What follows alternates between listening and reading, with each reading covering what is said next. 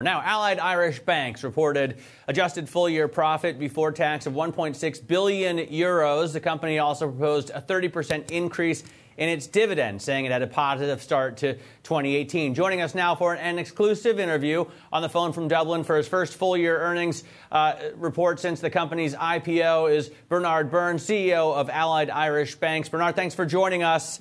Let me first ask you about there were very positive results from your bank, including the 1.6 billion we mentioned, the net interest margin of 2.6%, et cetera. But you still have a startling number of non-performing loans, 16%, I think, of the total balance sheet, more than 10 billion euros. What are you doing to get those down, and how quickly do you think you can have them reduced to a sustainable level? Well, good morning, Matt. Thanks for the opportunity to talk to you. So as you said, listen, the performance is very strong. And one of the items in that performance is, while we generate a lot of capital, 280 basis points of capital from the business, we have also brought down the non-performing loans, as you mentioned. So back in 2013, we had 29 billion of non-performing loans. At the end of 2017, we've 6.3 billion. So we are really working through them very effectively. We have a team of 1,500 people who work with customers on individual case restructurings, and we get through about 1,000 restructurings every month with our customers. So our view really is that we have a very effective mechanism for dealing with customers. The economy is doing well, which is supportive of individuals now with more earnings and asset prices rising. And if you look at the other aspect of the number you mentioned, a very significant part of that non-performing exposure that you've mentioned has already been cured. So we've actually done the restructurings with 2.4 billion of that number already. And really what's happening is they have to work out a probationary period, and our experience of that is very positive. So a lot of action, a lot of things taking place, but really the balance sheet normalizing very, very quickly, and the performance coming through in terms of that capital generation. I want to ask about the net interest margin at 2.6%. I believe that's actually ahead of your target of 2.4%. Was that driven by loan growth, particularly new loans? Yeah, so when we were completing the IPO, we gave a series of medium-term targets, which were effectively targets to the end of 2019. And what guidance we gave on the net interest margin was that we were comfortable that it would be in excess of 240. So we didn't actually use 240 as a target.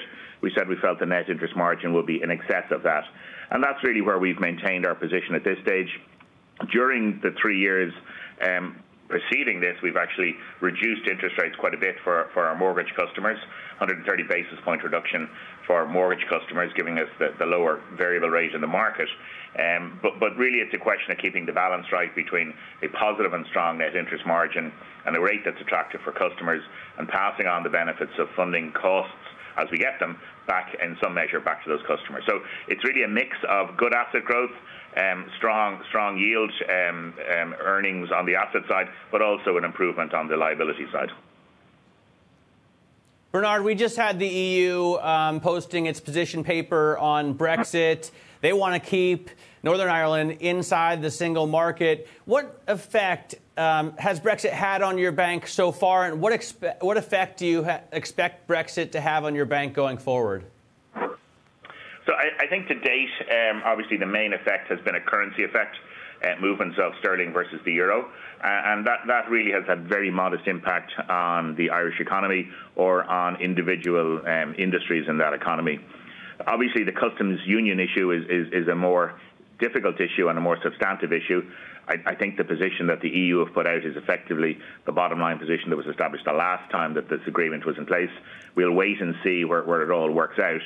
We're obviously working with our customers individually and collectively across the different industries to make sure that we support them so they can invest to become more efficient, to position themselves for the change. And an element of change will inevitably come, some of them positive and some of them negative for the Irish economy.